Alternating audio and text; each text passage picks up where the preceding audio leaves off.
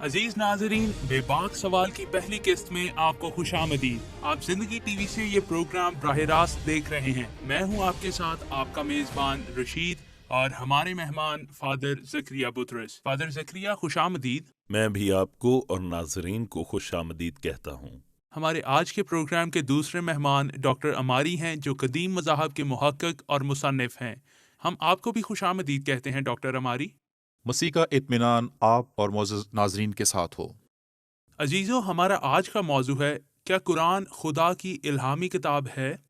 खैर, इससे पहले कि हम आगाज़ करें, मैं नाज़रीन को आगाह करना चाहता हूं कि हमारे साथ बराह रास्त राब्ता कायम करने के लिए टेलीफोन नंबर स्क्रीन पर आ जाएंगे। लिहाजा हम चाहेंगे कि आप अपने सवालात और आरा तैयार रखें। हम जल्द ही स्टूडियो में आपकी कॉल्स लेना शुरू करेंगे। मोहतरम फादर, पहला सवाल हम आपसे पूछते हैं। जी जरूर। आपके बारे में जो मशहूर है और बिलाशुबा इस्लामी हलकों में जो बात गर्दिश कर रही है वो ये है कि आपके दिल में मुसलमानों और इस्लाम के लिए शदीद नफरत पाई जाती है और आपके पास इस्लाम पर वार करने के अलावा और कोई काम मौजूद नहीं। आप ऐसे दावों के बारे में क्या कहते हैं? मैं मतवातर ऐसी आरा सुनता रहता हूँ, मेरे लिए ये नई बात नहीं। ताहम सच तो ये है कि मैं हर वाहिद मुसलमान से इंतहाई प्यार करता हूँ। जी इसकी किसी भी किस्म की तालीमात गलत क्यों ना हो, इंसानियत से जी मेरी मोहब्बत बेपाया है, क्योंकि मेरे दिल में खुदा की मोहब्बत का अक्स है। जी रही बात ऐसे सवालों और इस्लामी मामलात की जिनकी वजह से मुझ पर इस्लाम से नफरत का इल्जाम है, लाजिम है कि मैं मजहबी मुकालमे जी पर जोर दूं। क्या मैं गलती पर हूं? क्या इन दावों पर इंसाफ और जी साफ दिली से गौर किया जा सकता है? लेकिन उनका कहना है कि आप सिर्फ चंद मौजूआत पर रिसर्च करते हैं जबकि दीगर मौजूआत से गुरेज करते हैं। क्या मज़ाहिब और दीनी कॉलेजेस में जी मुआजने और जी हाँ, तकाबुली जायजे का दस्तूर है या नहीं? बहुत माकूल तो सवाल है। फिर इस बात को मज़ाहिब पर वार क्यों नहीं गर्दाना जी जाता? आजकल इस्लाम सूरतुल तौबा की 29वीं आयत में मिलता है। जी इसमें क्या कहा गया है? जो अहले किताब में से अल्लाह पर ईमान नहीं लाते और ना आखिरत पर ना उन चीजों को हराम समझते हैं जी जो खुदा और उसके रसूल ने हराम की हैं, जी और ना दीन हक को कबूल करते हैं, उनसे जंग करो। यहां इस्लाम को दीन हक कहा गया है, बिल्कुल सही। जिसकी मार्फत ये किताब दी गई। हम्म, सही। यहां तक कि जलील होकर अपनी हाथ से जज़िया दी। आज मैं नहीं चाहता जी कि मेरी तजलील हो, मेरी तहकीर हो या मेरी तज़हीक हो। मैं कत्ल होना नहीं चाहूंगा। तो फिर मेरे लिए करने को बचा ही क्या है? अगर मैं इससे बचना चाहूं तो मुझे इस सूरत के मुताबिक इस्लाम कबूल करना है। ना दीन हक को कबूल करते हैं, जी उनसे जंग करो। जी फादर। लिहाजा इस्लाम से मुतल्लिक इस वक्त मेरे पास कुछ सवालात हैं। जी प्लीज मुझे जवाब दीजिए। जी आप मेरे पास इस्लाम की तालीम देने आए हैं जी या फिर आपको हिदायत मिली है कि मुझे कत्ल कर दें? जी ठीक है, इस्लाम को समझने में मेरी मदद करें। मैं आपसे बहुत से सवालात करता हूं, मुश्किल सवालात हैं। अब आपके लिए ये मौका है कि आप मेरे लिए इनकी वजाहत कर दें। और ये उनके लिए एक मौका है जो इस बात का दावा करते हैं कि हम उनको बराह रास्त मुकालमा के लिए फौरम मुहैया नहीं करते। बिल्कुल बेबाक सवाल। जी शुक्रिया मोहतरम फादर ज़करिया। ठीक है। अब हम अपना सवाल डॉक्टर अमारी से पूछते हैं। डॉक्टर अमारी, हम चाहेंगे कि आप नाजरीन को अपना तारुफ करा दें कि डॉक्टर अमारी कौन है और वो क्या करते हैं। डॉक्टर अमारी एक डॉक्टर है, लेकिन 23 साल पहले मैंने मशरिक़ वस्ता के कदीम मज़ाहब का मुताला शुरू किया था और इस्लाम के साथ उनका मुआजना किया, ख़ास तौर पर ज़रतश्त मज़हब से। मिसाल के तौर पर जज़ीरा अरब के दूसरे मज़ाहब के साथ और अरब रीजन की तारीख़ का भी। उम्मीद है कि मैं अपने नाजरीन के लिए बाइस बरकत ठहरूंगा। डॉक्टर, क्या आप एक मुसन्निफ भी हैं? क्योंकि आपको कदीम मज़ाहब का मुहक्किक और मुसन्निफ कहा जाता है। मैंने अरबी में किताबें लिखी हैं, लेकिन मेरी आखिरी किताब अंग्रेजी में है, इस्लाम इन लाइट ऑफ हिस्ट्री, इस्लाम की तारीख इस्लाम की तारीख की रोशनी में। रोशनी में। तो अजीज नाजरीन, इससे पहले कि हम अपने मौजू पर तफसील से बात करें और मबाहसा का आगाज करें, जो कि क्या कुरान खुदा की इल्हामी किताब है, हम चाहेंगे कि आपके सामने वो वाक़या पेश करें कि कुरान का सबसे पहले नज़ूल कैसे हुआ। जैसे कि हमने इस्लाम के सफ़र की किताब और दो मारूफ इस्लामी तफासीर, अल बुखारी की तफसीर और मुस्लिम तफसीर से लिया है। नाजरीन, हम इन दो अहादीस की रूह से वो वाक़या पेश करते हैं। आइए मिलकर उस वाक़या को देखते हैं।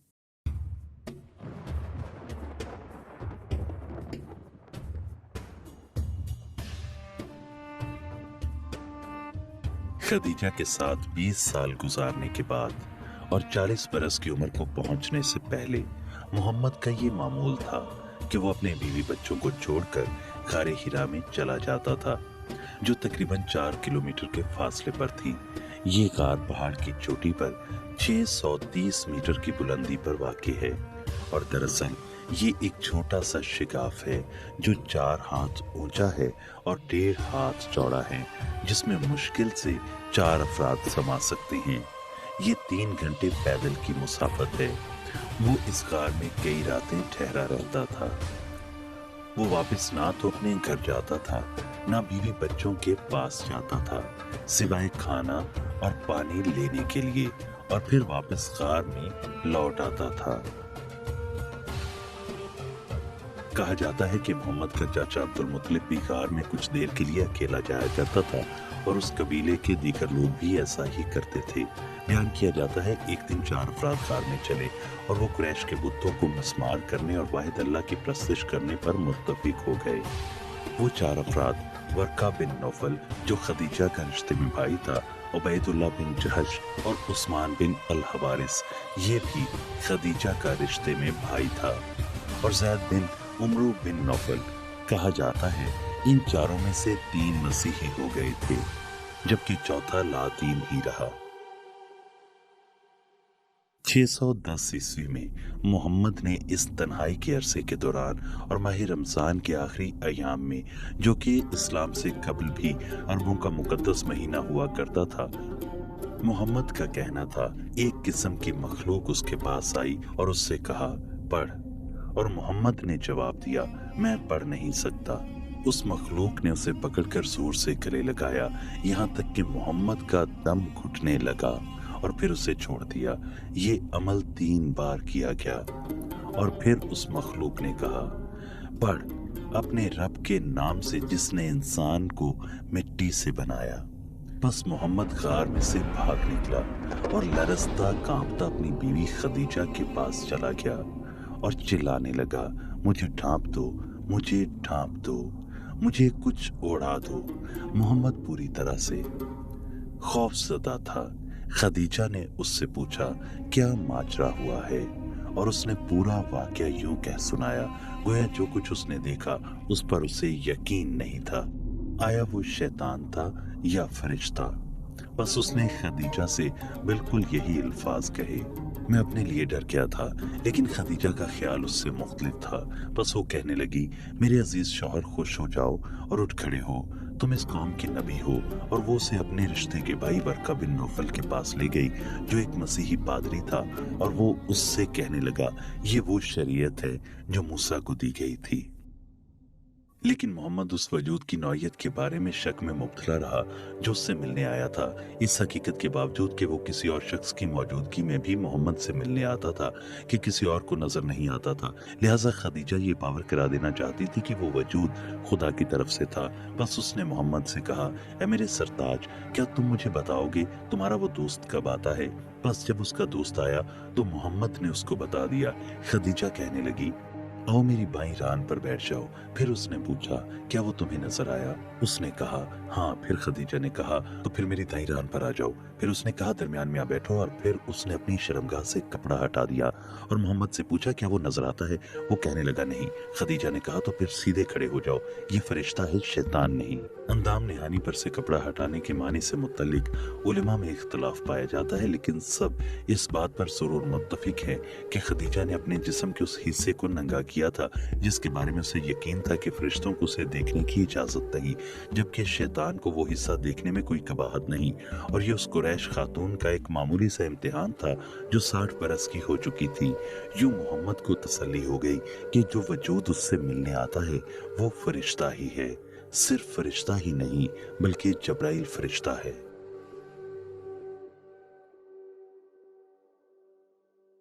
عزیز ناظرین، جیسا کہ ہم نے سنا، یہ واقعہ جو اسلامی کتابوں میں پہلے قرآنی الہام کے بارے میں مرقوم ہے، تو فادر زکریا، آپ سے میرا پہلا سوال یہ ہے کہ محمد غار ہرا میں کیا کرتا تھا؟ کیونکہ ہم نے سنا ہے کہ مثال کے طور پر محمد غار ہرا میں باقاعدگی سے جایا تو کرتا تھا، اور اسلامی حوالوں میں دعویٰ کیا جاتا ہے کہ وہ وہاں جا کر عبادت کیا کرتا تھا، لیکن ہم حتمی طور پر یہ نہیں جانتے کہ وہ وہاں کیا کرتا تھا۔ مختصراً جیسا کہ اسلامی ذرائع کا دعویٰ ہے، جی وہ عبد المطلب کی طرح حنیفیہ کی پیروی کرتا تھا، اور پھر جی اس کے علاوہ جیسا کہ اسلامی ذرائع جیسا کہ ہمیں ہم نے یہ اس واقعے بتاتے میں ہیں سنا ہے۔ کہ خدیجہ جی یہ کہا کرتی تھی کہ ان کی خواہش ہے کہ محمد عربوں کے نبی بن جائیں، جی کیونکہ انہوں نے دیکھا تھا کہ یہودیوں کے لیے ایک نبی تھا جسے وہ جی موسیٰ کہتے تھے، اور پھر انہوں نے یہ بھی دیکھا کہ جی مسیحیوں کے لیے بھی ایک نبی تھا جسے وہ عیسیٰ مسیح کہتے تھے، جی پس وہ ایک نبی کی امید رکھے ہوئے تھے، جی جیسا کہ ایک جامعہ ازہر کے جی مصری گریجویٹ نے اپنی کتاب جی the genesis period in the life of the honest and faithful میں لکھا ہے، جی اور اس کی ہمیں یہاں پر شہادت ملتی ہے جیسا کہ میں نے آپ کو بتایا جی ہے۔ اور پھر دیکھیں کہ خدیجہ، ورقہ بن نوفل اور راہب بحیرہ نے پہلی درسگاہ تشکیل دی جس میں محمد کو تیار کیا گیا، لیس کیا گیا، تربیت دی گئی اور متوقع جی نبی کا کردار ادا کرنے کے لیے اس کو ڈھالا گیا۔ جی پہلے 5 سالوں میں خدیجہ محمد کے ساتھ غار میں جایا کرتی تھیں اور اس کے گوشہ نشینی سے باہر آنے کا انتظار کرتی، کیونکہ انہوں نے دیکھا تھا کہ موسیٰ پہاڑ کی چوٹی سے نیچے اترا تھا اور پھر وہ نبی بن گیا جی تھا، اور اسی طرح ایلیا اور مسیح کو بھی پہاڑ کی چوٹی پر جانے سے نبوت ملی تھی، اس لیے خدیجہ چاہتی تھیں کہ محمد بھی ایسے ہی نبوت کو اپنائیں، اور جیسا کہ موسیٰ اور ایلیا کے ساتھ ہوا محمد کے ساتھ بھی ہو۔ ابھی فادر زکریا نے خدیجہ کا کردار بیان کیا۔ ڈاکٹر اماری، جیسے کہ آپ ایک محقق ہیں تو آپ سے یہ پوچھنا چاہیں گے کہ کیا یہ ممکن ہے کہ آپ ہمیں خدیجہ کا پس منظر بتائیں؟ تفصیلاً خدیجہ کون تھی اور کیا تھی؟ خدیجہ کی فطرت کو اچھی طرح سمجھنے کے لیے ہمیں پہلے خدیجہ اور اس کے پہلے شوہر نباش ابن زرار ابن وقدان کے باہمی تعلقات کو سمجھنا ضروری ہے۔ کون؟ نباش ابن زرار ابن یہ ان کا وقدان، پہلا شوہر تھا؟ ہاں یہ اس کا پہلا شوہر تھا، اس کو شیاطین نظر آتے تھے اور جی اس کی شیاطین تک رسائی آپ تھی۔ کا اس سے کیا وہ مطلب بذات ہے؟ خود شیطان سے باتیں کیا کرتا تھا، شیطان اس کے سامنے حاضر ہوتا اور اس کو خبریں فراہم کرتا تھا، جی اور یہ بات ہم اپنے پاس سے نہیں کہتے، بلا شبہ ہم نے یہ معلومات الجاحظ کی تصنیف اس کا سے ماخذ حاصل ایک کی ہیں۔ کتاب اس کتاب کا مصنف الحیوان الجاحظ ہے۔ ہے، اس نے اس کی جلد ششم کے صفحہ نمبر 202 پر اس معاملہ پر بحث کی ہے۔ الاشتقاق کے صفحہ 88 پر یوں لکھا ہے، اسے ایک چیخ سنائی دیتی تھی جس کا مطلب ہے کہ شیطان اس کے ساتھ با آواز بلند بات کیا یہ کرتا تھا۔ خدیجہ کا پہلا شوہر جی، نباش تھا۔ ہمیں اس بات کو مستند طور پر سمجھنے کے لیے کہ شیطان تک کسی کی رسائی ہونے سے کیا مراد ہے، ہم جی تاج العروض کا حوالہ لیتے ہیں۔ چھٹا حصہ صفحہ 273 لکھا ہے کہ کاہن اس وقت شیطانی کاہن ہوتا تھا، ہر ایک کی اپنی اپنی شیطانی رویا ہوا کرتی تھی، شیطان اس کو خبریں دیتا تھا۔ معاف کیجیے گا ڈاکٹر ہماری، پھر تو یہ محتاط نتیجہ نکالا جا سکتا ہے کہ خدیجہ جس سے بھی شادی کرتی تھی اس شوہر کی پشت نہ ہی کیا کرتی تھی، جس میں نباش اور محمد بھی شامل تھے۔ مجھے یقین ہے کہ اس کا ایک اور شوہر بھی تھا، کیونکہ محمد تو ہاں اس اس کا کے تیسرا شوہر شوہر تھے۔ تھا۔ جب خدیجہ کا شوہر نباش فوت ہو گیا تو خدیجہ کو بہت زیادہ نقصان ہوا، اس کو خالی پن محسوس ہونے لگا، کیونکہ وہ اپنے گھر پر بہت سے لوگوں کی میزبانی کیا کرتی تھی اور وہ سوال پوچھا کرتے تھے اور شیاطین سے جواب طلب کیا کرتے تھے، لہٰذا ہو سکتا ہے خدیجہ نباش کی کمی محمد سے پورا کرنا چاہتی تھی۔ سچ تو یہ ہے کہ خدیجہ جانتی تھی کہ محمد کا ایک شیطان سے رابطہ ہے، جیسا کہ ابن اسحاق نے اپنے بزرگوں کی زبانی سنا تھا اور اس نے کہا تھا۔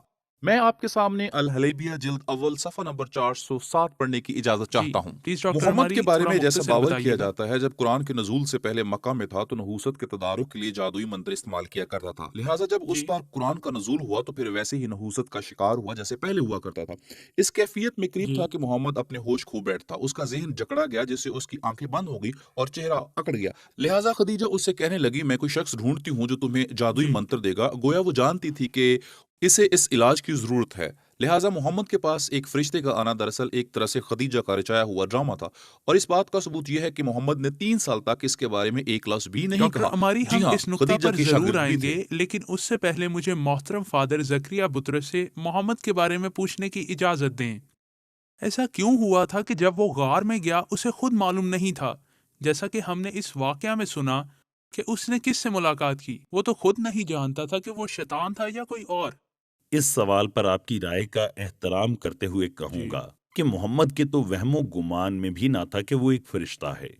سیرت کی کتابوں میں یہی لکھا ہے، محمد کو ہمیشہ ہی یہ شک رہا تھا کہ وہ ایک فرشتہ ہے، بلکہ غالباً وہ ایک شیطان تھا جو اس کے پیچھے چلتا تھا۔ اچھا، یہ سیرت کی کتابوں میں سیرت کی مذکور ہے۔ کتابوں میں جی یہی لکھا ہے کہ محمد نے کبھی اس کے فرشتہ ہونے کے بارے میں نہیں سوچا تھا۔ جی اب ایسا کیوں ہے؟ کیونکہ جب فرشتہ کسی مرد یا عورت پر ظاہر ہوتا ہے تو اس کا ایک نشان ہوتا ہے۔ فرشتے کے ظاہر ہونے پر گویا اطمینان اور یقین کی کیفیت پیدا ہو جاتی ہے، جیسے ہم پرانے اور نئے عہد نامے دونوں میں دیکھتے ہیں۔ جی جب جبرائیل فرشتہ مقدسہ مریم کے پاس آیا تو یوں مخاطب ہوا، سلام تجھ پر جس پر فضل ہوا ہے، خداوند تیرے ساتھ ہے۔ جب فرشتے آپ سے ملنے آتے ہیں تو اس کی موجودگی سے آپ کو اطمینان اور تحفظ ملتا ہے، لیکن وہ نام نہاد فرشتہ جو محمد سے ملنے آیا تھا وہ محمد کے ساتھ عجیب حرکتیں کرتا تھا۔ ایک حرکت تو ایسی تھی تو یہ کہانی ہے۔ جی اس کا دم گھٹنے لگتا تھا، اس لیے نتیجہ یہ نکالتے ہیں جی کہ وہ شیطان تھا۔ فادر معاف کیجیے گا، لیکن میں معزز کہیں۔ ناظرین کو یہ بتانا چاہتا ہوں کہ کچھ دیر کے بعد ہم اپنے فون کالز کی طرف آئیں گے اور اپنے ناظرین کے سوالات لیں گے، لیکن میں تمام ناظرین سے یہ درخواست کرنا چاہتا ہوں کہ اپنے سوال موضوع کے مطابق کریں تاکہ اس وقت کو ہم بہتر طور پر کام میں لا سکیں اور آپ کے سوالات کے تسلی بخش جواب دیں۔ فادر، جیسا کہ آپ فرما رہے تھے کہ فرشتہ اپنے ساتھ اطمینان، تسلی اور بھروسہ لاتا ہے، لیکن جو کچھ محمد کے ساتھ ہوتا تھا وہ تو بالکل بھی اطمینان اور تسلی کی علامت نہیں۔ دیکھیں، جی یہ بڑا ہولناک تھا۔ محمد کا 3 بار گلا دبایا جی گیا۔ وہ پڑھنے کے لیے کہتا مگر محمد ایسا نہیں کرتا، جی بس وہ گلا دبا دیتا اور پھر اسے چھوڑ دیتا تھا۔ اگر وہ گلا دبانے آیا کرتا تھا تو وہ فرشتہ کیسے ہو سکتا ہے؟ جب فرشتے آتے ہیں جی تو وہ رحم سے معمور ہوتے ہیں، وہ تو زندگی دینے آتے ہیں، انسان کا گلا دبانے نہیں آتے۔ اور یہی اصل وجہ تھی جو محمد نے اس کے فرشتہ ہونے پر شک کیا، اور چونکہ محمد جی سمجھتا تھا کہ وہ شیطان ہے، اس لیے اس نے خدیجہ کو بتایا جی کہ میں نے ایک شیطان دیکھا۔ جی اس پر ہمیشہ خوف طاری رہتا۔ شکریہ فادر زکریا۔ اب ہم ایک چھوٹا سا وقفہ لیتے ہیں اور اس وقفے سے واپس آ کر ہم اپنے ناظرین کی کالز، ان کے سوالات اور آراء وصول کریں گے۔ برنامج سؤال جريء، حوارات بناءة.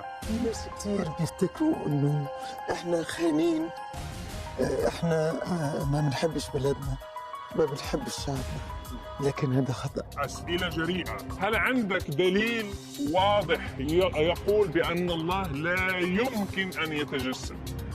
قضايا ساخنة. إن أنا ومراتي آمنا بالمسيح عن اقتناع، وهنفضل مؤمنين بالمسيح عن اقتناع. مناظرات محترمة. هل عندكم دليل تاريخي أن المسيح لم يصلب؟ هل عندكم دليل مادي من غير الالتجاء للي نصوص الآيات؟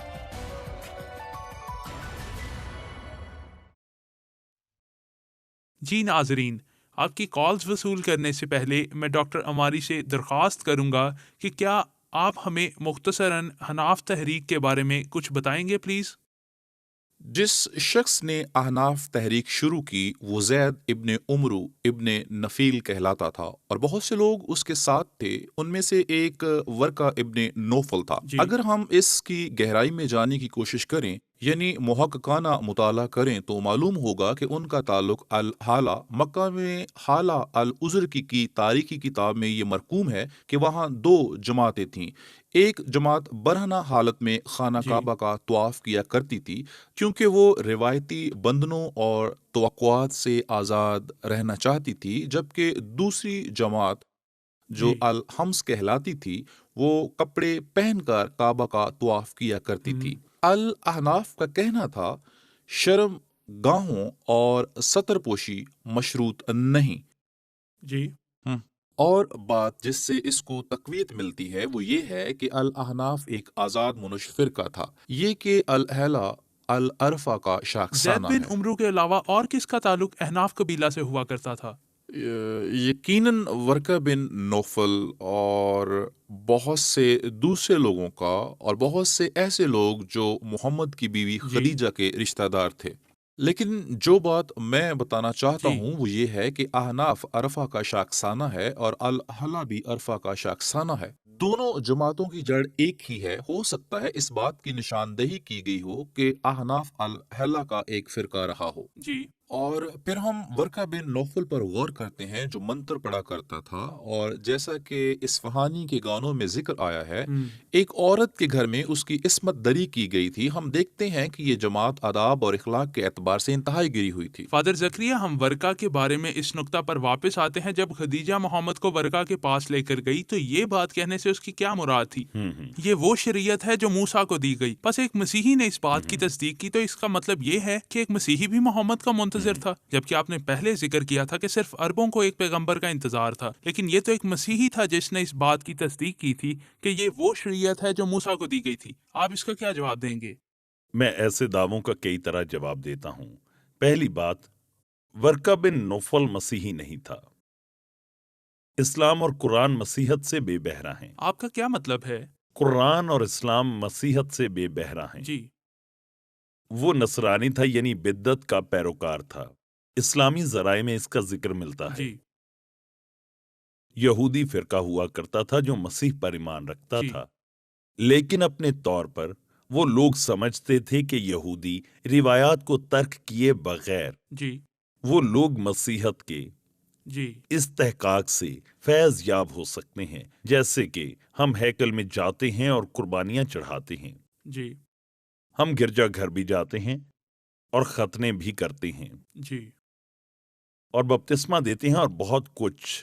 وہ دونوں جہانوں کا بہترین حصہ جی حاصل کرنے کے متمنی لوگ تھے۔ اور پھر دیکھیں، خیر، اگرچہ وہ ایک بدعتی تھا، ایک کافر تھا، جی دیکھیں، تو بھی اس نے محمد کی تصدیق کی۔ چلیں ٹھیک ہے، جی کوئی مسئلہ نہیں۔ دیکھیں، وہ ایک بدعتی تھا، پھر بھی اس نے اس بات کی تصدیق کی جی کہ موسیٰ کو شریعت دی گئی، لیکن اس بات کی تصدیق نہیں کی جی کہ محمد موسیٰ کی طرح ایک نبی تھا۔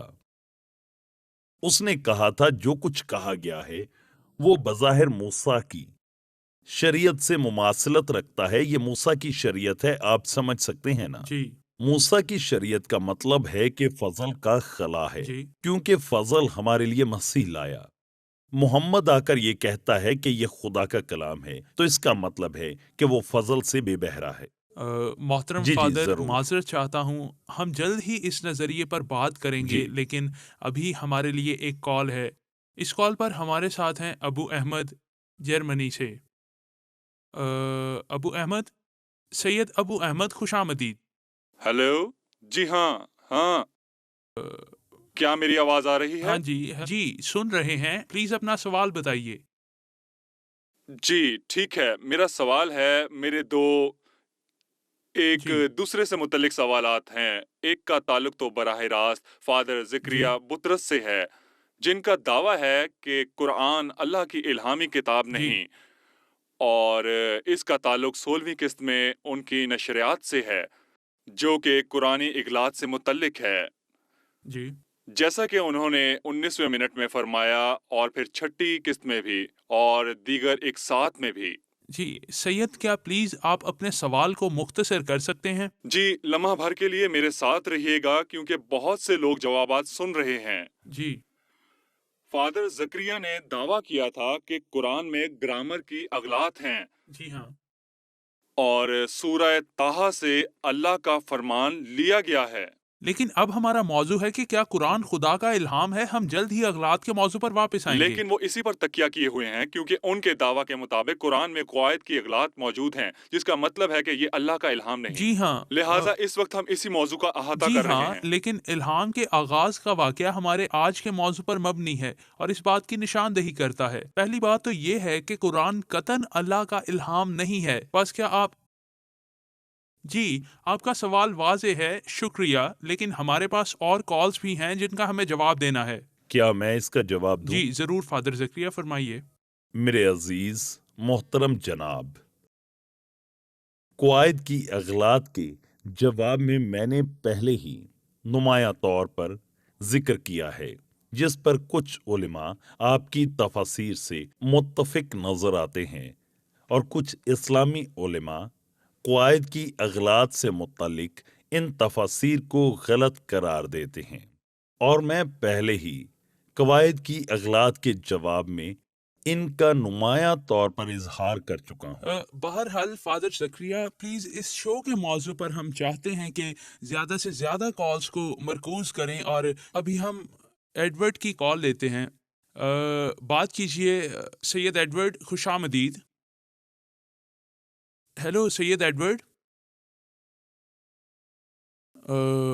فون کی فنی خرابی کی وجہ سے یہ کال اور اس کے بعد متواتر 2 اور کال سے رابطہ منقطع ہو گیا ہے۔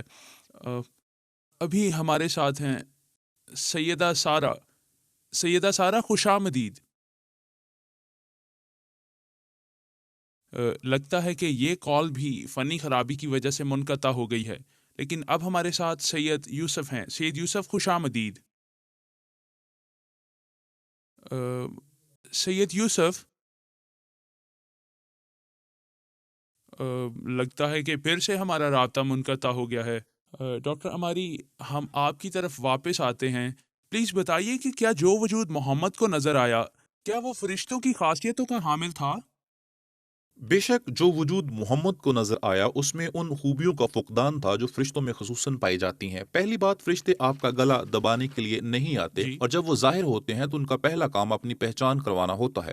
لیکن علم الانسان کے مطالعہ کی روح سے ہمیں بتایا جاتا ہے کہ جب بری روحیں آپ سے اپنے لیے کوئی کام کروانا چاہتی ہیں تو وہ اس شخص سے اپنی بات منوانے کے لیے اس پر تشدد کرتی ہیں اور اس کا گلا دباتی ہیں۔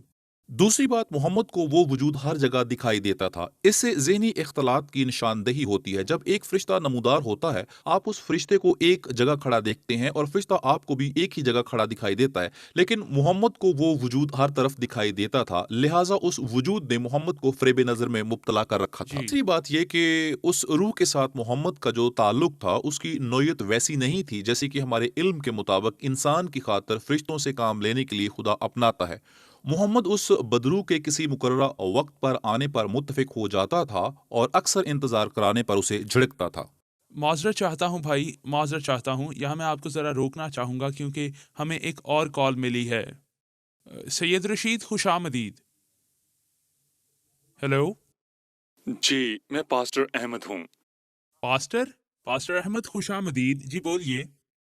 جی میرا فرمائیے، ایک اپنا سوال ہے بتائیے۔ جو میں آپ سے اور آپ کے معزز مہمانوں سے جاری پوچھنا رکھیں۔ چاہوں گا۔ میرا سوال یہ ہے کہ عورت یعنی خدیجہ کی گواہی کی بنیاد پر کس طرح کوئی شخص اس بات کی تصدیق کر سکتا ہے کہ قرآن کا الہامی ہونا درست ہے، جبکہ اس کے لیے کم از کم 2 گواہ مطلوب ہوتے ہیں؟ مثال کے طور پر سورۃ البقرہ میں مرقوم ہے، اپنے میں سے 2 مردوں کو گواہ کر لیا کرو، اور اگر 2 مرد نہ ہوں تو 1 مرد اور 2 عورتیں جن کو تم گواہ پسند کرو۔ تو پھر اسلام خدا کے الہام جیسے انتہائی اہم موضوع کے لیے صرف 1 عورت کی گواہی کی اجازت کیوں کر دے سکتا ہے؟ شکریہ پاسٹر احمد، بہت شکریہ۔ میں یہ سوال جناب فادر زکریا کو دیتا ہوں۔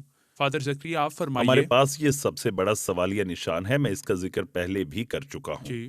پہلی بات، یہ صرف ایک گواہی ہے، جیسا کہ ہمارے محترم بھائی نے ذکر کیا، 2 عورتوں اور 1 مرد کی گواہی نہیں۔ جی۔ یہ صرف ایک عورت کی گواہی ہے، خدیجہ کی، ٹھیک ہے نا؟ اور ورقہ کو بھی گواہی مانا جا سکتا ہے؟ اس نے نہیں، کہا دیکھیں، یہ شریعت ہے۔ ہم اس واقعہ کی جی۔ بات کر رہے ہیں جب اس نے کہا یہ فرشتہ ہے، شیطان نہیں جی۔ ہے۔ ورقہ نے اس روح کو نہیں یہ دیکھا فرشتہ تھا، ہے، اس شیطان لیے نہیں۔ اس کی شناخت کی اس نے تصدیق جی۔ نہیں کی۔ اس نے محمد سے پوچھا تھا، اس نے اسے دیکھا ہے، بس کیونکہ اس نے اس روح کو نہیں دیکھا لہٰذا وہ اس بات کی گواہ ٹھہرتی ہے کہ اس نے کچھ نہیں دیکھا، تو اس نے کس کی گواہی دی؟ دیکھیں، دوسری بات یہ ہے کہ اسلام کی روح سے عورتیں مردوں کی نسبت کم عقل تو پھر اور ناراض ہوتی کیسے ہیں۔ ہوا کہ محمد نے اس بات پر اس نے یقین کر خدیجہ لیا؟ کا یقین کیسے کر لیا؟ جی۔ اس میں راست بازی اور دانش کا فقدان تھا، جبکہ اس گواہی میں 2 صلاحیتوں کا ہونا انتہائی اہم ہے۔ صحیح۔ اگر ہمارے عزیز مسلمان بھائی اس معاملے پر غور کریں تو ان کو اس سے بہت زیادہ فائدہ ہو سکتا ہے۔ آئیے ایک اور کال لیتے ہیں۔ ہمارے ساتھ سید احمد ہیں۔ سید احمد خوش آمدید۔ السلام علیکم۔ سلام مسٹر احمد، پلیز اپنا سوال بتائیے۔ سب سے پہلے تو میں بھائی زکریا بطرس کو سلام پیش کروں گا، شکریہ۔ جی اور پھر پلیز سید احمد پلیز جی، اپنا محترم سوال کہیے۔ بتائیے۔ بھائی زکریا، ہم آپ کو یہ بتانا چاہتے ہیں کہ انسانیت کے ناطے بھائی کی طرح ہم آپ سے پیار کرتے ہیں، باوجود یہ کہ دینی معاملات پر بات کرنے کا جو بھی طریقہ آپ نے اپنا جی۔ رکھا ہے، آپ نے قرآن کہ اللہ کی الہامی کتاب ہونے کے تعلق سے ہمارے پیغمبر محمد صلی اللہ علیہ وآلہ وسلم کو جھوٹا قرار دیا ہے۔ لیکن جواب میں آپ سے یہ کہنا چاہتا ہوں کہ ایسا نہیں ہو سکتا کہ مسیحیت کلیتاً اس واقعے پر استوار کی گئی ہو جو پولس رسول نے دمشق کے راستہ لیکن پر معاف دیکھا کیجیے تھا۔ سید احمد، آئندہ ایک ساتھ میں ہو ہلو؟ سکتا ہے کہ ہم کسی مسیحی موضوع پر بات کریں، لیکن آج کے موضوع کے بارے میں آپ کیا کہتے ہیں؟ کیا آپ کے پاس قرآن کے الہام کے پس پردہ واقعہ کے تعلق کوئی مناسب سوال موجود ہے؟ جی بتائیے۔ دیکھیں، محمد صلی اللہ علیہ وآلہ وسلم ایک انسان ہے۔ جب انہوں نے پہلی بار جبرائیل فرشتے کو دیکھا تو وہ چونک گئے تھے، لیکن وقت گزرنے کے ساتھ ساتھ وہ صورتوں کے نازل ہونے کے سبب سے وہ اس روح کی فطرت کو سمجھ گئے تھے کہ وہ نیک روح ہے، بد روح نہیں ہے۔ لیکن آپ کا یہ دعویٰ کرنا بالکل غلط ہے۔ میری بات سنیں جناب، آپ موضوع سے ہٹ رہے ہیں۔ ہم تو قرآن کے الہام کے حوالے سے بات کر رہے ہیں۔ فادر زکریا، آپ محمد کی انسانی فطرت کے حوالے سے کس طرح سے جواب دیں گے کہ اسے اس روح پر شک تھا جو اس پر ظاہر ہوئی تھی، اور خدیجہ نے بھی تو اس روح کو نہیں دیکھا تھا؟ تو پھر پلیز آپ ہی کچھ بتائیے۔ آپ محمد کی انسانی فطرت کے معاملے کو کس طرح لیتے ہیں؟ جی یہ اس سے ملاقات کرنے والی روح کی اصل پر جی شک کرنے کی وجہ ہے۔ میرا اہم اعتراض تو ابھی باقی ہے۔ جی جبرائیل فرشتے کی موجودگی کا محمد پر اثر ہونا، جبرائیل کی موجودگی سے جی محمد کے سر میں شدید درد اٹھا تھا، جی آنکھیں سرخ ہو گئی تھی، منہ سے ایک طرف تھوک بہنے لگا جی تھا، اور شہد کی مکھیوں کی بھن بھناہٹ جیسی آواز تھی۔ جی کیا یہ سب باتیں پیغمبر کی شخصیت کی علامت تھیں؟ ہم نے بائبل میں نہیں سنا کہ موسیٰ یا کسی اور نبی کے ساتھ ایسا ہوا ہو۔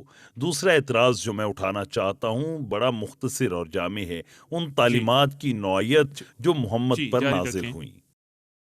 اب ذرا دیکھیے، کیا وہ تمام تعلیمات جو محمد پر نازل ہوئیں پاک مقدس جی خدا کی فطرت کی نشاندہی جی کرتی ہوئی نظر آتی ہیں؟ بتائیں۔ شکریہ، بہت شکریہ محترم فادر زکریا۔ اب ہم ایک اور کال وصول کریں گے۔ پلیز اپنا نام بتائیے گا۔ ہیلو، ہیلو جی، اپنا نام بتائیے۔ میں فرانس سے سلیہ ہوں۔ خوش آمدید سیدہ سلیہ۔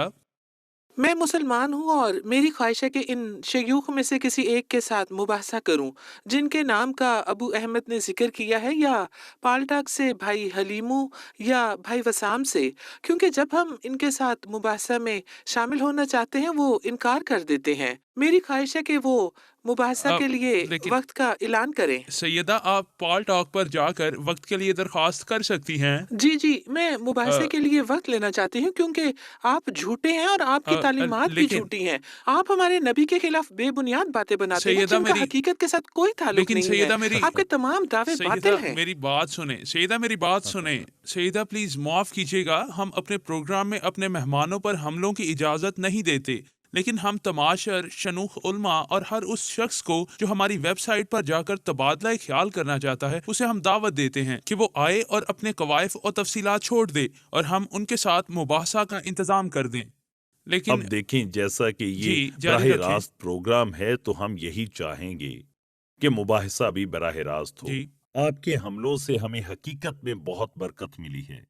بائبل میں لکھا ہے کہ لوگ تمہیں برا بھلا کہیں گے تو تم مبارک ہوگے۔ پس عزیز خاتون، ہمیں مبارک ٹھہرانے کے لیے آپ کا بہت بہت شکریہ۔ دیکھیے، آپ کی تمام باتوں سے ہم لوگ محترم مبارک فادر، ٹھہرتے بہت ہیں۔ شکریہ آپ کا، بہت شکریہ۔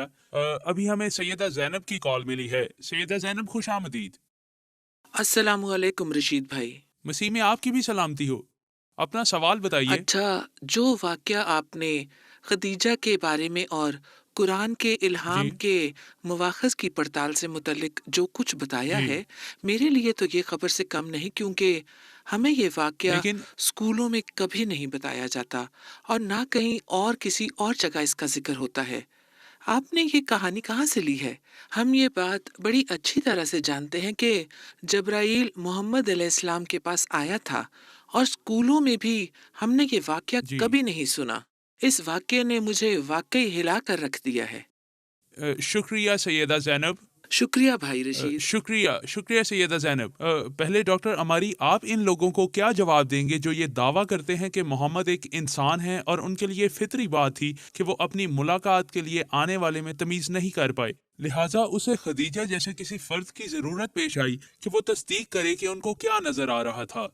تاریخی ذرائع کے مطابق محمد کے اس وجود کے ساتھ پرانے تعلقات تھے اور یہ وجود محمد کے لیے بہت پریشانی کا باعث تھا، اور یہ نام نہاد جبرائیل جسمانی طور پر محمد کے ساتھ بد جبرائیل اخلاقی سے پیش فرشتہ؟ آتا تھا۔ خدیجہ جانتی تھی کہ اس وجود کے شیطانی منتر موجود ہیں۔ چلیے چلتے ہیں اور اس پروگرام میں ایک اور کال لیتے ہیں۔ ہمارے ساتھ ہیں سید منیر۔ سید منیر، خوش آمدید۔ شام بخیر۔ آپ کی بھی سلامتی ہو۔ پلیز اپنا سوال بتائیے گا۔ قرآن میں یہ لکھا ہے کہ محمد کے طفیل یہ دنیا بنی، یعنی محمد ہی اس تخلیق کی ابتدا میں ہے۔ یہ کیسے ہو سکتا ہے کہ وہ یہ نہ جانتا ہو کہ وہ ایک نبی بنے گا؟ دیکھیں، آپ سوال موضوع کے مطابق پوچھیں کہ قرآن الہامی کتاب ہے یا نہیں۔ جاری رکھیں۔ اور نہ ہی اس وجود کی نوعیت کو جان سکا جو اس سے ملنے آیا تھا، جی اور محمد کو ایک عورت کی تصدیق پر بھروسہ کرنا پڑا جو خدیجہ نامی ایک بے دین عورت ہے۔ جی شکریہ، ہمیں آپ کا سوال مل گیا ہے اور ابھی ہم فادر زکریا کے ساتھ مل کر اس سوال پر بات کرتے ہیں۔ جی بہت شکریہ۔ جی شکریہ۔ فادر، آپ نے ہمارے کالر کی بات سنی، ان کا سوال سنا، تو میں یہ چاہوں گا کہ آپ پلیز اس کے بارے میں بات کریں، جیسا کہ وہ بول رہے تھے کہ محمد ہی اس جہان کی ابتدا ہیں اور ان کو ایک عورت کی تصدیق پر بھروسہ کرنا پڑا جو کہ ایک بے دین عورت تھی۔ دیکھیں، جواب دینے سے پہلے میں مس زینب کے سوال پر رائے دینا چاہوں جی گا۔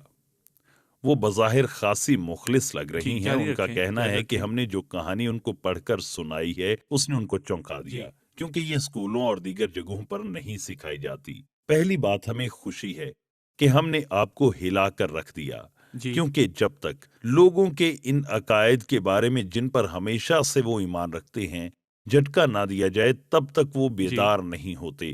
یہ جھٹکا کہاں سے ملا ہے؟ جی جیسا کہ انہوں نے کہا ہے کہ وہ اس لیے چونکی تھیں کیونکہ ایسے قصے ان کو اسکولوں میں نہیں پڑھائے جاتے، اور پوچھا ہے ہم نے یہ کہانی کہاں سے لی؟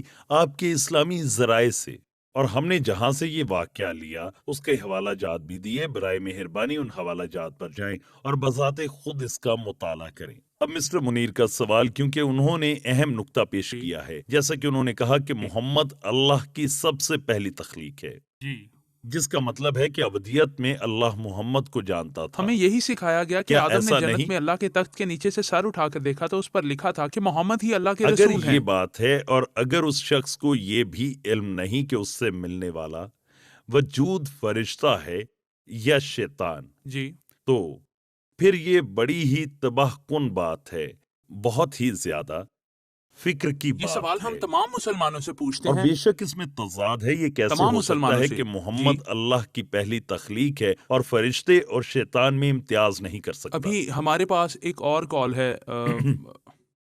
ہمارے ساتھ ہیں ابونا۔ سید ابونا، پلیز شروع کیجئے۔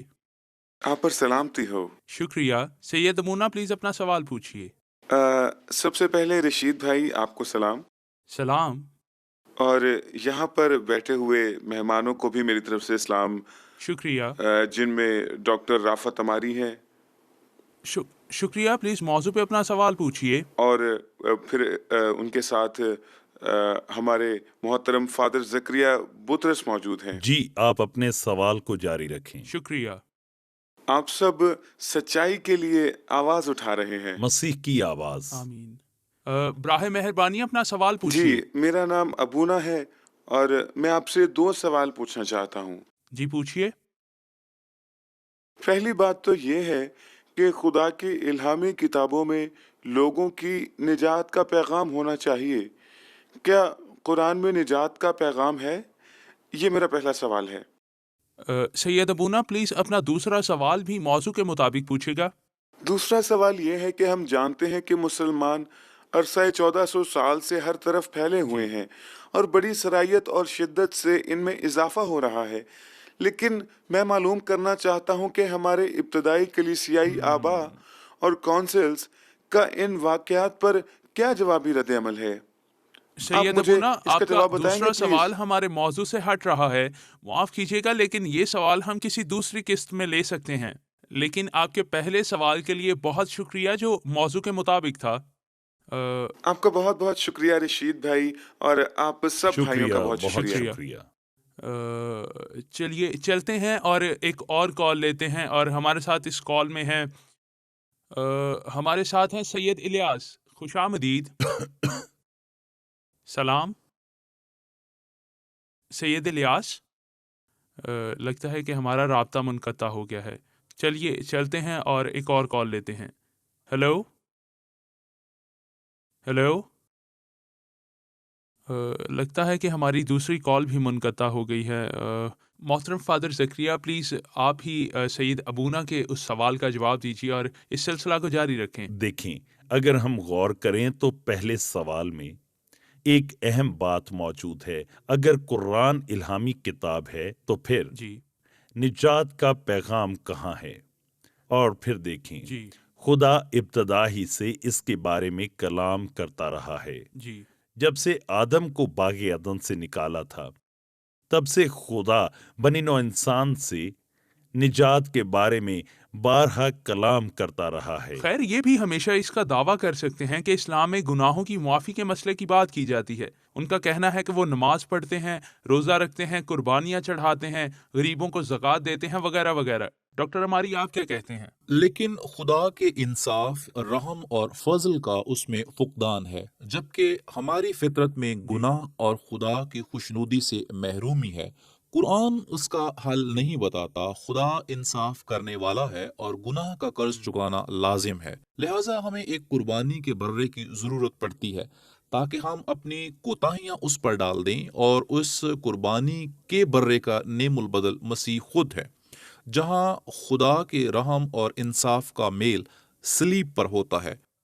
پرانے عہد نامہ میں زکریا نے اسی کی پیش گوئی کی تھی۔ خدا انصاف کا خدا ہے اور گناہ کا قرض ادا کرنا لازمی ہے، اور قرآن ہمیں اس کا کوئی حل نہیں دیتا۔ معاف کیجیے گا ڈاکٹر عماری، اب ہمیں ایک اور کال لینی ہے۔ سیدہ مریم، خوش آمدید۔ سلام بھائی۔ سلام سیدہ، اپنا سوال پوچھیے۔ آپ کی سلامتی ہو رشید بھائی۔ پلیز آگے بڑھیے، اور کیا آپ اپنے ٹی وی کی آواز کم کر سکتی ہیں؟ خدا کی برکت آپ پر اور فادر زکریا پر ہو۔ اور میں جاری رکھیں۔ بھائی رشید آپ سے ایک سوال کرنا چاہتی ہوں۔ اگر قرآن اللہ کا الہامی کلام ہے تو پھر جی جی اس میں عورت کو کمتر اور حقیر کیوں سمجھا گیا ہے؟ اور یہ جنگ کی حمایت کیوں کرتا ہے، امن کی کیوں نہیں کرتا؟ اور دیکھا جائے تو دوسرے مذاہب کے ساتھ اس کا رویہ اتنا ظالمانہ کیوں ہے؟ اور یہ خدا کے نظام کے بالکل برعکس ہے۔ شکریہ سیدہ مریم آپ کے سوال کے لیے، شکریہ۔ محترم فادر زکریا، آپ ان کے سوال کا جواب کیسے دیں گے؟ پہلی بات، مجھے پہلے جواب جاری کو رکھیں، جاری آپ رکھنا جاری ہے رکھیں۔ اور اس کے میرا بعد کام دیکھیں تو میں لوگوں بتا سے دوں سوال پوچھنا کہ اور آپ سے میرے جواب پاس طلب کرنا ہے۔ مریم کے سوال کا جواب بھی موجود ہے، ہم اس پر بھی بات کریں گے، لیکن پہلے یہ جی دیکھیں بائبل میں یوں مرقوم ہے کہ گناہ کی مزدوری موت ہے۔ جی ٹھیک ہے، جب ایک دفعہ میں مجرم قرار دیا جا چکا ہوں تو پھر میری نیکیاں مجھے بے گناہ نہیں ٹھہرا سکتی، خواہ میں اپنی ساری دولت کو غریبوں میں ہی کیوں نہ بانٹ دوں۔ یہ بالکل ناممکن ہے، یہ ناممکن ہے، کوئی دلیل کارگر ثابت نہ ہوگی۔ حتیٰ کہ قرآن میں بھی ذکر ہے کہ ابراہیم کو خدا نے بیٹا قربان کرنے کا حکم دیا، لیکن پھر خدا نے اس کی جگہ ایک برہ دیا۔ آخر یہ متبادل وہاں کیوں تھا؟ اور اگر ہم قرآن کا مطالعہ کرتے ہیں تو اس کی کوئی وضاحت نہیں۔ قرآن میں نجات کا کوئی راستہ نہیں، اس میں نجات کا کوئی ذریعہ نہیں بتایا گیا، نجات کا کوئی بھی طریقہ کار قرآن میں موجود نہیں ہے۔ اور پھر دیکھیں، قرآن میں اس کی کوئی وضاحت نہیں ملتی، اور قرآن میں نجات کا کوئی راستہ بھی نہیں ہے۔ کوئی ذریعہ موجود ہم، نہیں، کوئی راستہ نہیں، اس میں کوئی ذریعہ نہیں، اس میں صرف اور صرف ہم، علامات ہیں، اس میں صرف اور صرف عبداللہ عبد المطلب کے معافی حاصل کرنے کے لیے دعا مانگنے کا ذکر ہے، محترم بس۔ فادر، آپ جانتے ہیں کہ جی بالکل، ہمارے پاس اس پروگرام میں وقت بہت کم رہ گیا ہے، تو میں چاہتا ہوں کہ جی ہم ہاں، مریم کے سوال پر نجات بات کا کریں۔ کوئی بھی ذریعہ بیان نہیں کیا گیا۔ جی اب واپس مریم کے سوال پر چلتے ہیں۔ سماجی موضوعات پر بہت سی دیگر تعلیمات ہیں ہم، جن میں خدا پاک کے الہام کی بالکل نفی کا امکان پایا جاتا ہے، اور یہ تعلیمات بالکل اسی طرف ہمیں لے جاتی ہیں۔ میں اپنے مسلمان بہنوں اور بھائیوں سے جی یہی سوال پوچھنا چاہتا ہوں، کیا آپ کی کوئی تعلیم ہے جو کہ نجات کا پیش خیمہ ہو؟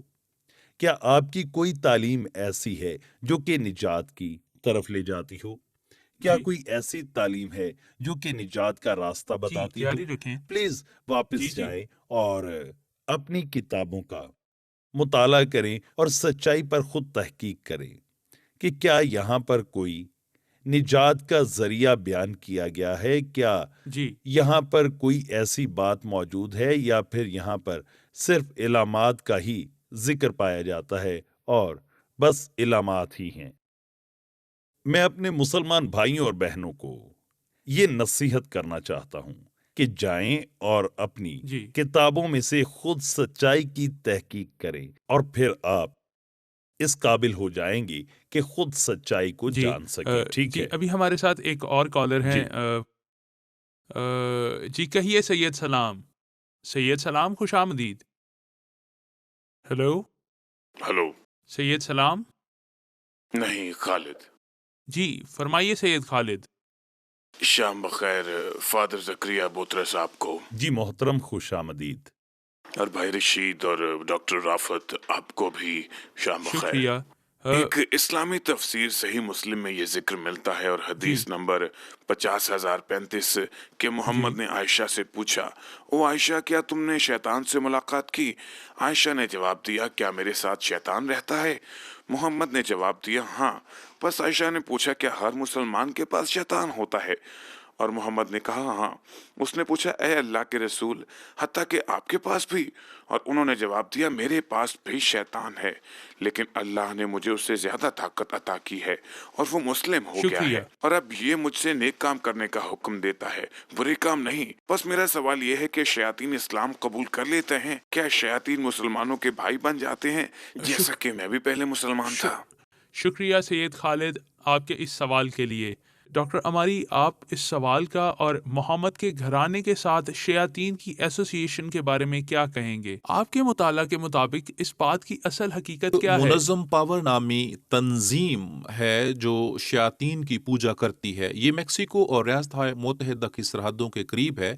علم الانسان کے ماہرین نے اس گروہ کا بہت زیادہ مطالعہ کیا ہے۔ انہوں نے غور کیا کہ شروع میں اس تنظیم کے افراد شیاطین سے واقف نہ تھے، اور پھر اس ایک فرد کے توسط سے یہ شیاطین اس تنظیم میں داخل ہوئے جس کا ان کے ساتھ تعلق تھا۔ گویا تاریخی ذرائع کے مطابق محمد اور اس کے خاندان کے اس عجیب و غریب اور غیر معمولی مخلوق کے ساتھ گہری پیوستگی اور تعلقات تاریخی تھے۔ پس منظر کا مطالعہ کرتے ہیں تو معلوم ہوتا ہے کہ محمد کی ماں آمنہ کی ایک خالہ تھی جس کا نام سودا بنت زہرہ تھا۔ وہ مکہ میں شیطان کے پجاریوں کی بڑی سردار تھی، اور عبد المطلب اپنے بیٹے عبداللہ کی شادی آمنہ سے کرانا چاہتا تھا تاکہ وہ سودا کے قریب تر ہو سکے۔ ہم یہ بھی دیکھتے ہیں کہ آمنہ محمد کو شیاطین سے بچانے کے لیے منتر پڑھا کرتی تھی۔ تاریخی ذرائع سے ہمیں یہ بھی معلوم ہوا ہے کہ جو لوگ منتر پڑھ کر شیاطین کا توڑ کرتے ہیں وہ سردار عامل اور عاملہ ہوتے ہیں، اور یہ واحد لوگ ہوتے ہیں جن کی پشت پناہی بے شمار با اثر شیاطین کرتے ہیں جو ان شیاطین کو دور رکھنے کی صلاحیت کے حامل ہوتے تھے۔ ہم یہ بھی دیکھتے ہیں کہ محمد کانپتا لرزتا تھا اور اس سے بدرو گرفتہ ہونے کی علامات ظاہر ہوتی تھیں، اور جب ہم عبد المطلب کی زندگی کو پرکھتے ہیں ہم دیکھتے ہیں کہ وہ شیاطین کا پجاری تھا۔ محمد کے گھرانے کے افراد کا متعدد بار شیاطین سے سامنا ہوا۔ عبد المطلب نے محمد کو ان لوگوں سے ملایا جو سب کے سب بدعتی عامل تھے۔ اس تعلق کی تفصیل بتانے کی خاطر کہ یہ ایسا کیوں ہے، عملی مظاہرہ کرنے کے لیے مزید وقت درکار ہوگا۔ آخر خدا کسی شیطان کے پجاری بدعتی گھرانے سے کسی شخص کو نبی ہونے کے لیے کیوں کر چن سکتا شکریہ ہے؟ ڈاکٹر ہماری محترم فادر، آپ کیا کہیں گے؟ جی، جو کچھ بھی کہا گیا ہے درست ہے، اور پھر بیان کرتے ہیں کہ جبرائیل ایک شیطان تھا جس نے اسلام قبول کر لیا تھا، اور وہ بدی کے بجائے محمد کو نیکی کے احکامات اور ہدایات دیا کرتا تھا۔ اب ذرا اس پر غور کریں۔ ایک شیطان کا اپنی غلطیوں کا ازالہ کرنا شیطان اور بدروحوں کی فطرت کے ضمن میں بڑا عجیب ہے، کیونکہ جیسا کہ مختلف مذہبی ذرائع میں مذکور ہے کہ ان کی شیطانی فطرت کی وجہ سے ان کو نجات کی کوئی امید نہیں ہوئی۔ فادر زکریا شکریہ۔ اس وقت ہمارے پاس لبنان سے ایک اور کال ہے۔ ہیلو سیدہ ریٹا،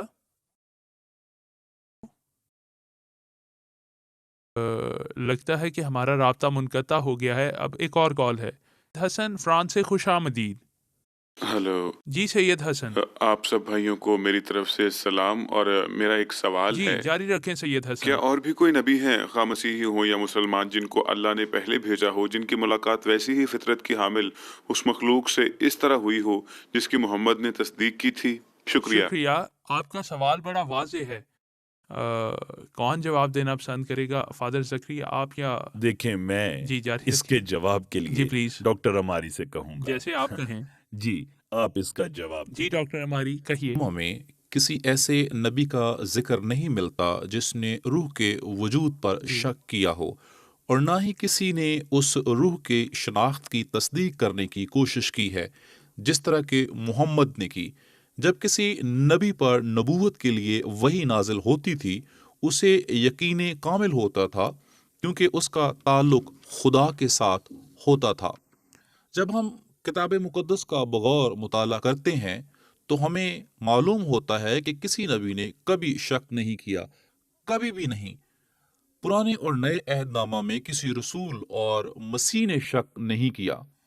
ایسے حالات بھی نظر نہیں آئے جب شیطان نے کہیں بھی مداخلت کر کے احکامات جاری کیے ہوں، جیسا سورہ نجم میں مرقوم ہے، جس سے صرف یہ ثابت ہوتا ہے کہ محمد کا اس عجیب مخلوق یعنی شیطان کے ساتھ تعلق تھا۔ شکریہ ڈاکٹر اماری۔ محترم فادر آپ اس بارے میں محمد کیا نے کہتے تو ہیں؟ اس روح پر شک جی۔ نہیں کیا جو باقاعدہ اس کے ساتھ تھی، اور نہ ہی پرکھ کرنے کی کوشش کی۔ اقرا کے بارے میں آپ کا کیا خیال ہے؟ پڑھ اللہ کے نام میں جو خالق۔ اسے یقین تھا کہ وہ شیطانی وجود ہے۔ جی محمد یہ جانتا تھا، بلکہ اسے یقین تھا کہ وہ شیطان ہے۔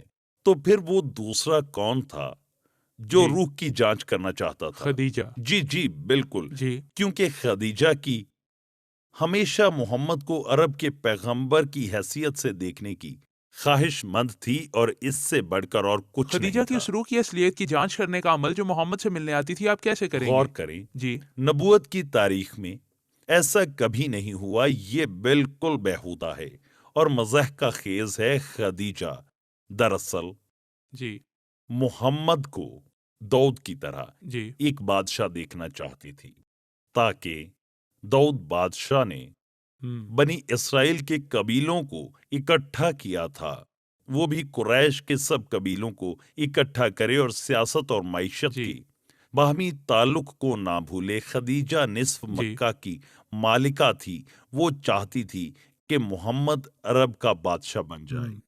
دیکھیں، خدیجہ آدھے مکہ کی مالکہ تھی، وہ جی۔ چاہتی تھی کہ محمد عرب جی۔ کا بادشاہ بن جائے، جی اور مکہ سے باہر درآمدات اور جی۔ برآمدات کی نقل و حرکت میں آسانی ہو، تاکہ اس کا کاروبار جی مزید منافع بخش ہو سکے۔ شکریہ محترم فادر زکریا۔ اب ہمارے پاس ایک اور کال ہے۔ ہمارے ساتھ ہیں سید عابد، بات کرتے ہیں۔ ہیلو جی، خوش آمدید۔ ہیلو، ہلو، اپنا نام بتائیے گا۔ جی میں عبد الرؤف بات کر رہا عبد ہوں۔ الرؤف، خوش آمدید۔ جی سلام بھائی رشید۔ جی کہیے، اپنا سوال پوچھیے۔ میرے پاس آپ سے پوچھنے کے لیے ایک مختصر سا جاری سوال رکھیں۔ ہے جو میں آپ سے اب پوچھنا چاہوں گا۔ جی جی جاری رکھیں، پر مختصر بیان کریے گا۔ اگر آپ مجھے صرف 1 منٹ کے لیے اجازت دیں، میں نے فادر زکریا کو ورقہ بن نوفل اور جب وحی نازل ہوئی اور غار ہرا میں خدیجہ کے ساتھ کیا واقعہ پیش آیا کے بارے میں بات کرتے سنا ہے۔ جی انہوں نے فرمایا کہ انہوں نے مسیحت سے بہت سا مواد عکس کیا ہے، اور بہرحال میں ایک حدیث آپ کو پڑھ کر سنانا چاہتا ہوں۔ میری درخواست ہے کہ آپ شکریہ میری شکریہ بات کو سید ذرا غور سے عبدالرؤف۔ سنیے۔ مجھے دلی اس افسوس ہے کہ حدیث میں ہم یہ کچھ کال یوں وقت کی کمی مرقوم کے ہے۔ باعث پوری نہیں سن سکیں گے۔ محترم فادر، میری آپ سے درخواست ہے کہ آپ ہمارے تمام ناظرین کے لیے ایک چھوٹی سی دعا ضرور کریں، ٹھیک ہے۔ لیکن وقت کا خیال رکھیے گا۔ دیکھیے، میں تو یہی چاہوں گا کہ یہ صاحب اپنی رائے مکمل کر لیں، پھر فادر میں زکریا، جواب کیا دوں۔ ایسا ممکن ہے کہ آپ ان کے سوال کا مختصر سا جی جواب دیں؟ مشکل ہے، کیونکہ ان کا تو سوال ہی مکمل نہیں ہوا، جی، تو میں جواب کیا دوں بحث گا؟ وقت طلب تھی، لیکن فادر زکریا، جی کیا جاری آپ رکھیں۔ ایک چھوٹی سی دعا میں ہم سب کی آمین۔ رہنمائی کریں گے؟ خدا باپ، بیٹے اور روح القدس کے نام میں آمین۔ تو نے کل نوع انسان کو نجات کی، دعوت دی اور محبت رکھی جب تو نے فرمایا میں نے تجھ سے ابدی محبت رکھی، اس لیے میں نے اپنی شفقت تجھ پر بڑھائی۔ اے خداوند، تو جو ہر فرد واحد سے، خواہ وہ مسلمان ہو خواہ مسیحی ہو، خواہ بے دین ہو خواہ دہریہ ہو، اپنی کل مخلوق سے پیار کرتا ہے اور کل بنی نوع انسان کو نجات کے لیے بلاتا ہے، خداوند تیرا شکر ہو، تو ہم میں اپنے کام کو تکمیل دے۔ آمین۔ شکریہ محترم فادر زکریا، شکریہ تمام شکریہ۔ ناظرین، اور شکریہ ڈاکٹر اماری۔ بہت شکریہ۔ یہ آج رات کے موضوع کی صرف ابتدا ہوئی ہے، ہم اس گفتگو کو اگلے ایپیسوڈ میں ٹھیک اسی وقت جاری رکھیں گے۔ دوبارہ ملنے تک اپنا خیال رکھیے گا۔ آپ سب کا شکریہ۔ خدا آپ کو برکت دے۔